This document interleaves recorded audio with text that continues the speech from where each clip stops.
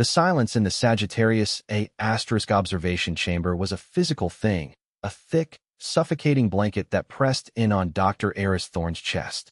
Outside the reinforced viewport, the supermassive black hole churned, its accretion disk a violent swirl of plasma and light. But the true horror wasn't out there. It was in the absence of everything else. For 3 weeks, the galactic core had gone quiet. Stars winked out in clusters, their lights snuffed out not by death, but by erasure. The energy beings, those towering, sentient constructs of pure radiation that had claimed this region as their hunting ground, were not destroying. They were unmaking. They were rewriting reality itself, and humanity's last research outpost was in their path. Eris traced a finger over the console, the cool metal a stark contrast to the feverish heat building behind his eyes. The equations were wrong. The data was impossible, but the phenomenon was undeniable. The laws of physics were being unraveled thread by thread, and the only defense they had was a theory so insane it might just work. Commander Eva Rostova stood in the center of the ship's main reactor chamber, her boots echoing against the titanium floor. The air hummed with the low thrum of containment fields, each one a fragile barrier against the ocean of energy just beyond the hull.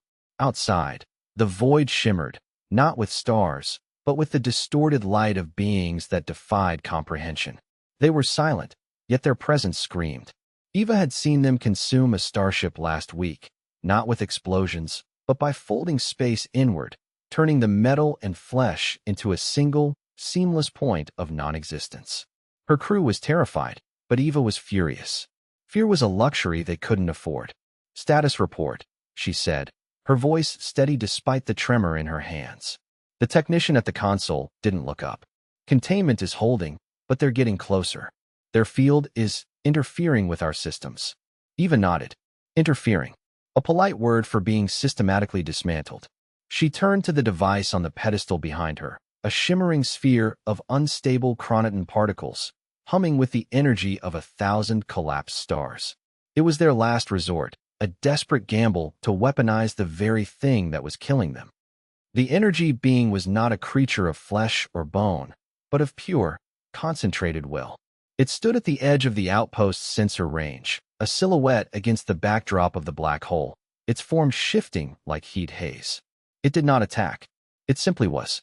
And its presence was enough to make the station's systems fail one by one. Lights flickered, gravity fields weakened, and the air grew thin as if the vacuum was slowly creeping in. Eris watched the readings, his face illuminated by the failing monitors. The being was not just erasing matter. It was erasing potential. The future, the past, the very concept of existence was being unwound. And yet, in the chaos, Eris saw it. A flicker, a tear in the fabric of nothingness. A paradox. A loophole. The beings were perfect, absolute, but perfection had a flaw. It could not comprehend imperfection. And humanity, for all its flaws, was the most imperfect thing in the galaxy. "Eva," he said into the comms, his voice ragged. "It's not a weapon. It's a mirror." Eva stood before the humming sphere, her hand hovering over the activation switch. The energy being was closer now, its influence so strong the station was groaning under the strain. Metal screamed, and the lights died, plunging the chamber into darkness save for the faint glow of the device. "Commander, the containment fields are failing," someone shouted. Eva didn't answer. She thought of Eris, of his mad theory, that the only way to fight perfection was to show it imperfection, to show it chaos, to show it humanity. She slammed her hand down on the switch. The sphere erupted, not with energy, but with silence. A perfect, absolute void of nothingness. For a moment, nothing happened. Then, the energy being recoiled. Its form flickered, distorted, as if staring into something it couldn't comprehend. It wasn't an attack. It was an echo. The sphere didn't destroy, it reflected. It showed the being itself, but flawed, broken, imperfect. And in that reflection, the perfection shattered. The being dissolved, not in violence, but in confusion, leaving behind only the hum of the station and the quiet, unmade silence of victory.